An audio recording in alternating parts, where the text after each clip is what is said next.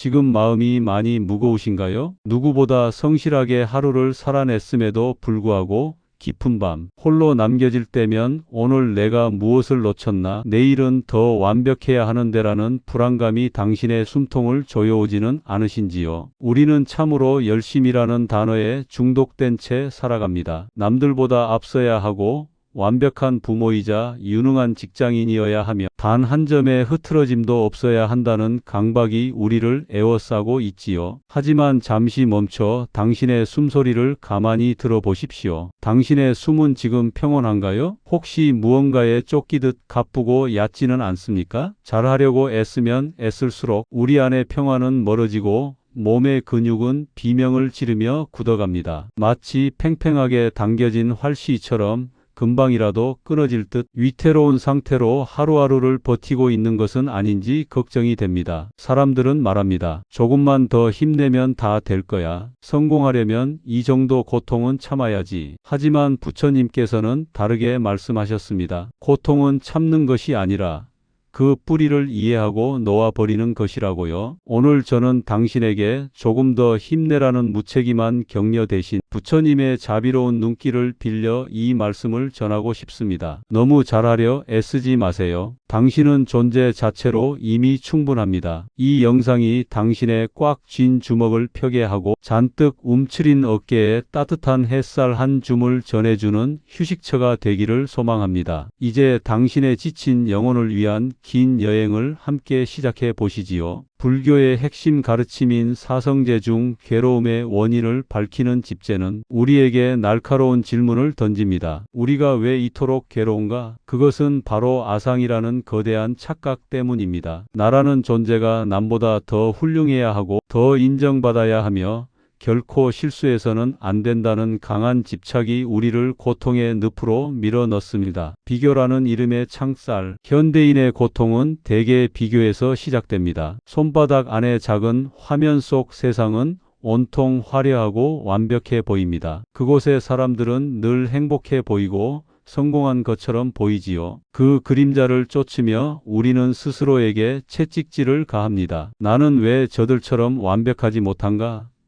나는 왜 아직도 제자리 걸음인가? 하지만 여러분, 그 화려함 이면에 숨겨진 눈물을 보셨나요? 누군가의 성공한 모습은 그 사람 인생의 아주 짧은 단면일 뿐입니다. 우리는 타인의 하이라이트 장면과 나의 비하인드 장면을 비교하며 스스로를 괴롭힙니다. 부처님께서는 이러한 마음을 가래라고 부르셨습니다. 목마른 사람이 소금물을 마시는 것과 같아서 갈구하면 할수록 목마름은 더해지고 고통은 깊어집니다. 잘해야 한다는 강박이 만드는 병. 우리가 잘하려고 애쓰는 그 마음 이면에는 지금의 나는 부족하다는 뿌리 깊은 자기 부정이 숨어 있습니다. 나는 이 성과를 내야만 가치 있는 사람이야. 나는 사람들에게 인정받아야만 살 자격이 있어. 이런 생각이 우리를 지배하는 순간 우리는 우리 삶의 주인이 아니라 성취의 노예가 됩니다. 잘하려는 욕심이 당신의 기여를 막고 완벽하려는 고집이 당신의 심장을 압박하고 있습니다. 당신이 쥐고 있는 그 완벽이라는 물그릇이 사실은 당신을 천천히 질식시키고 있는 것이지요. 스트레스는 외부에서 오는 것이 아닙니다. 외부의 자극을 내 마음대로 통제하려는 욕심에서 옵니다. 내가 조절할 수 없는 타인의 시선과 미래의 결과를 내 뜻대로 만들려 애쓰니 몸과 마음이 고장나는 것은 당연한 이치입니다. 존재의 고귀함을 잊은 당신에게 부처님께서는 말씀하셨습니다. 천상천하 유아독존, 이 우주의 당신이라는 존재는 오직 하나뿐이며 그 자체로 고귀하다는 뜻입니다. 그런데 우리는 왜 자꾸만 스스로를 다른 이의 잣대에 맞추어 재단하고 깎아내릴까요? 금강경에서는 존재하는 모든 것은 꿈과 같고 환상과 같으며 이슬과 같고 번개와 같다고 했습니다. 찰나의 순간을 살아가는 우리 인생에서 영원하지도 않은 성공과 평판을 위해 지금 이 순간의 평온을 제물로 바치는 것만큼 어리석은 일은 없습니다. 지나친 열심은 때로 독이 됩니다. 그것은 자신의 생명력을 태워 성과라는 죄를 만드는 일과 같습니다. 이제 우리는 부처님께서 한 제자에게 건네셨던 인생의 선율을 고르는 법에 관한 이야기를 통해 그 해답을 찾아보려 합니다. 부처님 당시 소나라는 이름의 제자가 있었습니다. 그는 인도에서도 손꼽히는 부유한 상인의 집안에서 태어나 남부러울 것 없는 화려한 삶을 살았습니다. 하지만 삶의 무상함을 느끼고 모든 재산을 뒤로한 채 부처님의 법에 귀의했습니다. 출가한 소나는 생각했습니다. 나는 다른 이들보다 늦게 수행을 시작했으니 누구보다 치열하게 정진해야 한다. 남들이 한 걸음 걸을 때 나는 10걸음을 걷고 남들이 잠잘 때 나는 깨어 있으리라. 그의 수행은 지독했습니다. 한여름의 떼약볕 아래서도 한겨울의 칼바람 속에서도 그는 눕지 않고 정진했습니다. 얼마나 지독하게 걷고 명상했는지 그의 발바닥은 짓물러 터졌고 그가 걷는 수행처의 흙바닥은 온통 핏자국으로 붉게 물들었습니다. 동료 수행자들이 그를 걱정하며 만류했지만 소나는 오히려 스스로를 더 강하게 몰아붙였습니다. 이 정도 고통도 이겨내지 못하면 어떻게 해탈하겠는가? 하지만 애를 쓰면 쓸수록 마음의 평화는 멀어지고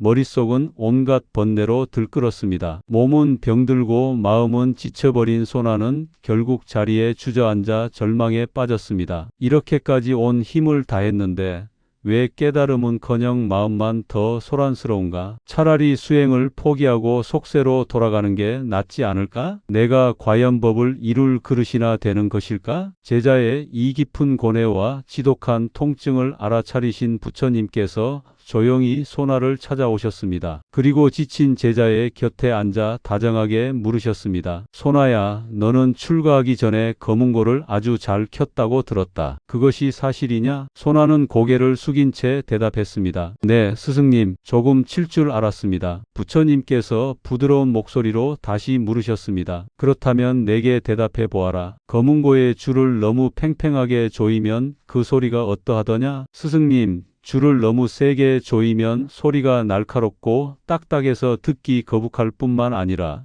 연주 도중에 줄이 툭 하고 끊어져 버립니다. 그럼 반대로 줄을 너무 느슨하게 풀어놓으면 어떠하더냐? 그때는 소리가 아예 나지 않거나 맥없이 흐느적거려 음악을 연주할 수 없습니다. 부처님께서 미소 지으며 제자의 갈라진 발바닥을 보며 말씀하셨습니다. 소나야, 수행도 이와 같느니라. 너무 과하게 애를 쓰면 마음이 들떠서 병이 생기고 너무 게으르면 나태함에 빠지게 된다. 부처님께서는 이어 소나의 어깨를 짚으며 다독여 주셨습니다. 검은고의 줄은 적당하게 조여졌을 때 비로소 가장 아름다운 소리를 내는 법이다. 너의 정진 또한 그와 같아야 한다. 너무 잘하려고 내 몸과 마음을 팽팽하게 조이지 마라. 그저 적당한 긴장과 여유 사이에서 내 영혼의 선율을 찾아라. 줄이 끊어지면 음악도 사라지는 법. 내 몸을 상하게 하는 정진은 결코 도에 이르게 하지 못하느니라. 소나는 그제야 눈물을 흘리며 깨달았습니다. 자신이 그토록 매달렸던 정진은 깨달음을 위한 것이 아니라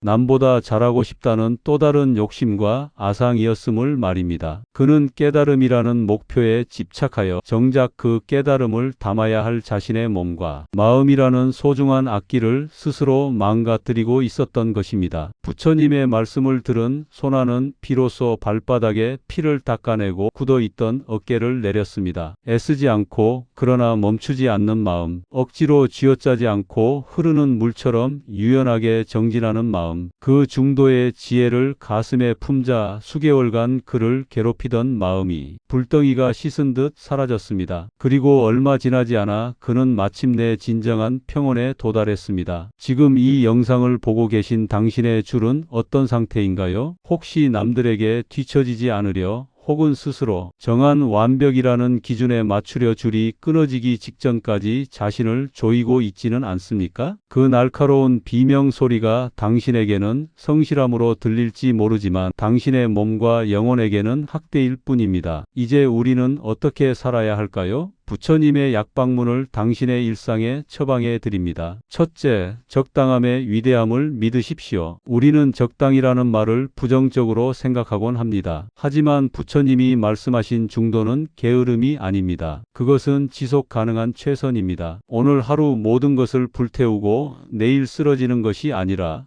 내일도 모레도 즐겁게 걸어갈 수 있는 보폭을 유지하는 것입니다. 당신이 오늘 다 하지 못한 일은 내일의 인연이 해결해 줄 것입니다. 너무 서두르지 마십시오. 강물이 조급하다고 해서 바다에 빨리 도착하는 것은 아닙니다. 그저 흐를 뿐입니다. 둘째, 결과의 노예가 되지 마십시오. 방아착, 우리가 자꾸 줄을 조이는 이유는 결과에 집착하기 때문입니다. 성공해야만 하고 인정받아야만 한다는 그 마음이 우리를 채찍질합니다. 하지만 여러분, 결과는 당신의 영역이 아닙니다. 씨앗을 심었으면 물을 주는 것으로 충분합니다. 꽃이 언제 필지는 대지의 인연에 맡기십시오. 당신의 정성만으로도 당신은 이미 충분히 가치 있습니다. 결과에 대한 기대를 내려놓는 순간 역설적으로 당신의 일은 더욱 자유롭고 창의적으로 변할 것입니다. 셋째, 자신에게 관대해지십시오. 자기자비. 부처님께서는 온 우주를 다 뒤져봐도 당신 자신보다 더 사랑받을 가치가 있는 존재는 없다고 하셨습니다. 타인에게는 너그러우면서 왜 당신 자신에게는 이토록 가혹한가요? 오늘 조금 실수했어도 괜찮습니다. 기대만큼 성과가 나지 않았어도 괜찮습니다. 매일 밤 잠들기 전 스스로에게 이렇게 말해 주십시오. 오늘도 버텨내느라 고생했다. 잘하려 애쓰지 않아도 너는 이미 소중하다. 당신이 당신을 용서하고 받아들일 때 당신의 몸 안에 갇혀있던 치유의 에너지가 비로소 흐르기 시작합니다. 넷째, 무죄칠시로 마음의 주인이 되십시오. 잘하려는 마음은 대개 나라는 좁은 감옥에 갇혀 있습니다. 에너지가 안으로만 응축되면 병이 생깁니다. 이 에너지를 밖으로 돌리면 신기하게 도 마음의 짐이 가벼워집니다. 돈 없이도 할 수 있는 7가지 보시 중 특히 화한 시미소와 언시 따뜻한 말을 스스로에게 먼저 실천해 보십시오. 거울 속 당신에게 미소를 지어주고 너는 지금 이대로도 충분해라고 말해주는 것, 그것이 가장 위대한 수행입니다. 사랑하는 인연 여러분, 길가에 이름 없이 피어난 풀꽃 하나를 가만히 들여다보십시오. 그 꽃은 장미처럼 화려해지려 애쓰지 않습니다. 백합처럼 고고한 향기를 내뿜으려 자신을 채찍질하지도 않습니다. 그저 주어진 햇살과 비를 맞으며 자기 자신으로 존재할 뿐입니다. 그리고 그 모습 그대로 이미 우주의 한 조각으로서 완벽합니다. 당신도 마찬가지입니다. 무언가를 더 증명하고